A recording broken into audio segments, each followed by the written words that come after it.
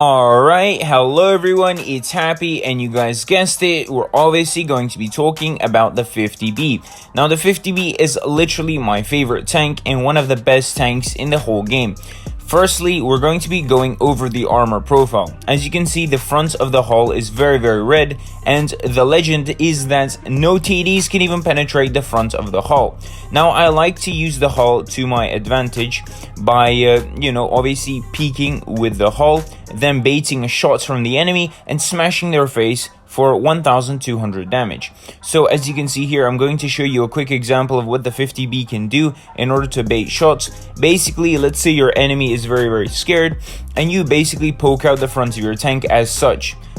It's very hard to penetrate, especially if you start wiggling forwards and backwards, and in a situation like this, a lot of enemies will, ricochet or shoot by mistake, thinking that the 50B is literally made out of paper.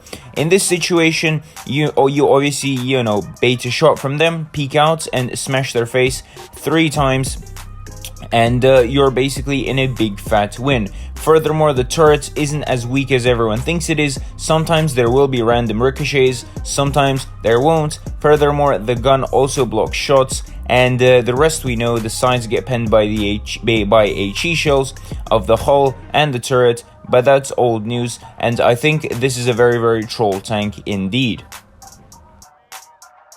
Alright, so that was basically the armor profile of the tank, and now we're going to be going on to the other parameters of the tank.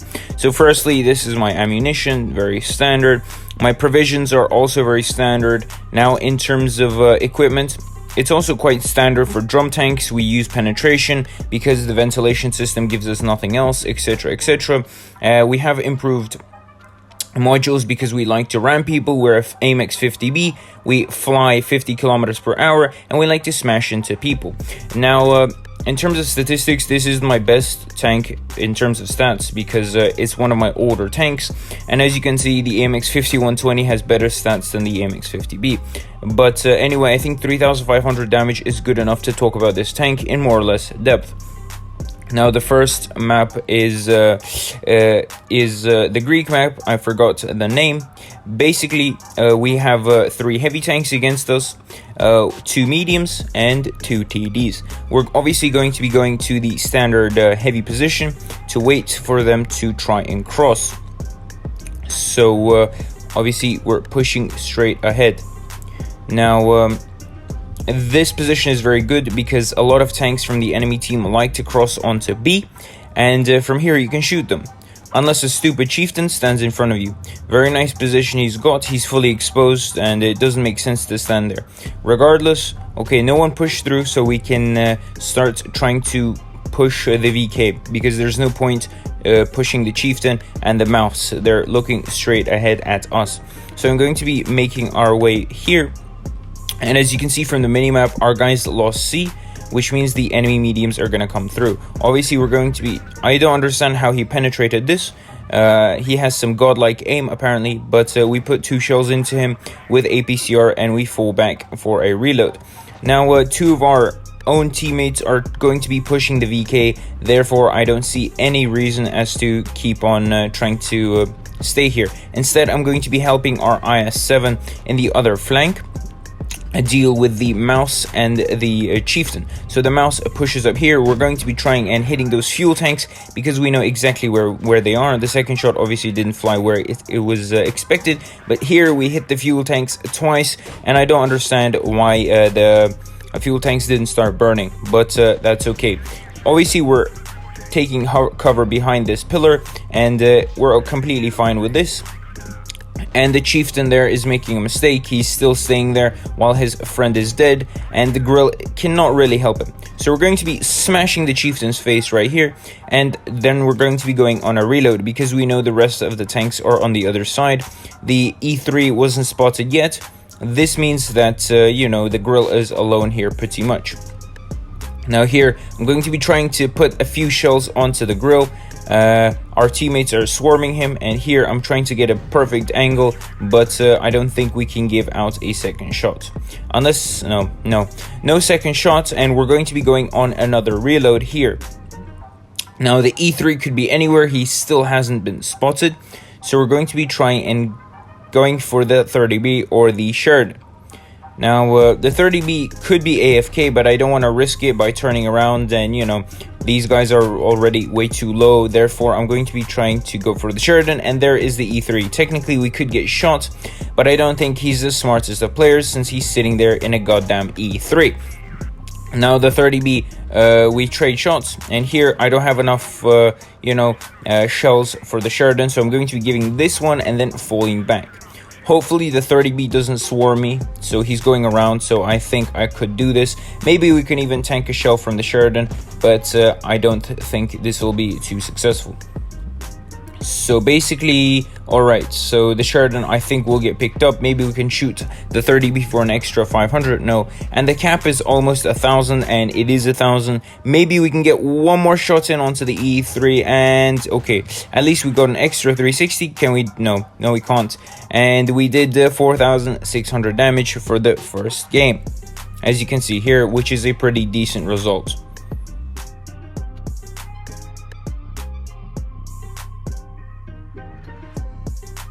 Alright, sorry about that one, guys.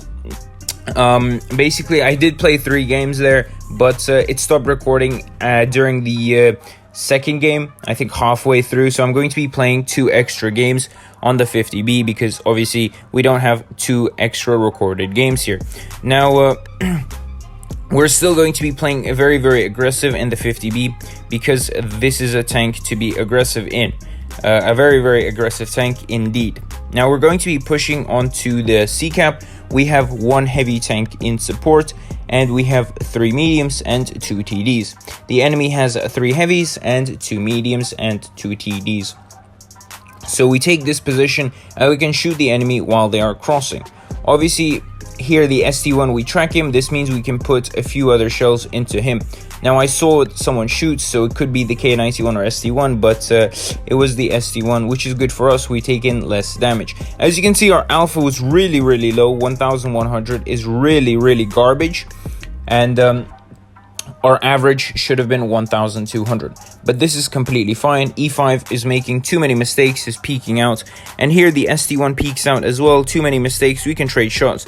He gives in 1, I take 2, and I pretty much kill him. So it's a 1-0 for our team at the moment.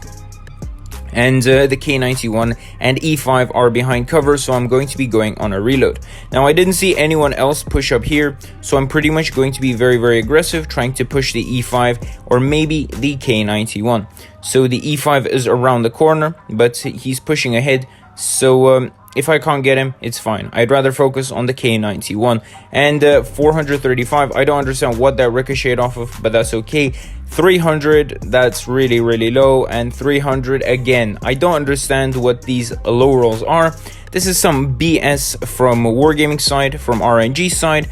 But what can we do? Here I'm going to be trying and blocking a shell from the K91 by putting my gun in there, but I don't think that will work. He's gonna give me full, yeah, he does give me full shots, and now I'm only 300 HP left, and if Vickers comes, okay, that's good, that's good. He ricochets at least, and here we can pick up the Vickers, and we can go on a reload.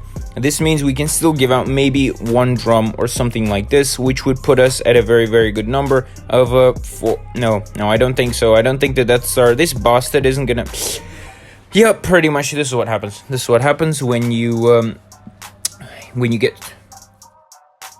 Alright guys, so there, I didn't want to, really keep on talking because the battle was a bit frustrating afterwards, so I'm just gonna pretty much, I think, cut that bit off. So basically, we're going to be going into our other game, and here we are going to be pushing into the city. Since this is a supremacy, a lot of tanks do like to go to the city to go for the caps, so this is what I'm going to be utilizing. If there is no supremacy, I'd say go hill 100% of the time.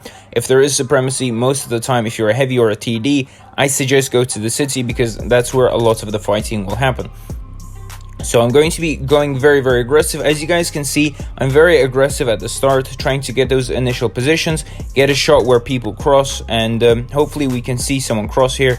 Obviously someone is capping A, so we know someone's behind this building, but we are also waiting for tanks to cross. So, as you can see here, the IS-4 is crossing and we give him a nice shot for 400. This is what I mean by initial position. Now we give him 2 shots and the third shot unfortunately does not connect. So, okay, the T-57 is here and he takes a shot. As you can see, we tanked a lot of shells, and this is because of the AMX 50B's frontal armor. As you can see, both of the shots hits our hull. This means that we can actually tank shots very, very well indeed. Now, I can see from the minimap that a lot of tanks from the enemy team are uphill. This means that I want to ideally push, of course, RNG, thank you very much. I love this game so much. We're basically going to be trying and killing the tanks in the city. Now, we have 2 TDs here, one at their spawn and an SU-122 who's obviously drunk as hell. What is he doing? Alright, we give him a ram. He technically takes more HP off of us than we do to him, but that's fine. I still have enough HP to trade.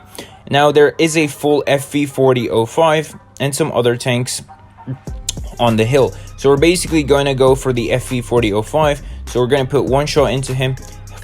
Ideally a full drum, but there's a yo right next to us, exactly, and he reloads a bit faster, so we're just gonna pick up the kill. We still have 1000 HP, which is enough to trade with a TVP if he has a full clip, more or less. There we go, we tank 1 shell, and there is no way the TVP can technically kill us now unless he is very, very lucky and max rolls a few times. Now the TVP has 1.6k, so we're just going to be going for him. Hopefully the 121 doesn't take off too much damage from him. He has 1200 HP and I have a full clip, and if the TVP runs properly, maybe I can put in a few shells. Now 1 shot is there. Now, okay, we just ram him, and that's not too bad, but it could have been better. You know what I mean? It could have really been better. I think we did something like 4000 damage again. I'm not 200%, yeah, almost 4k. So that's that.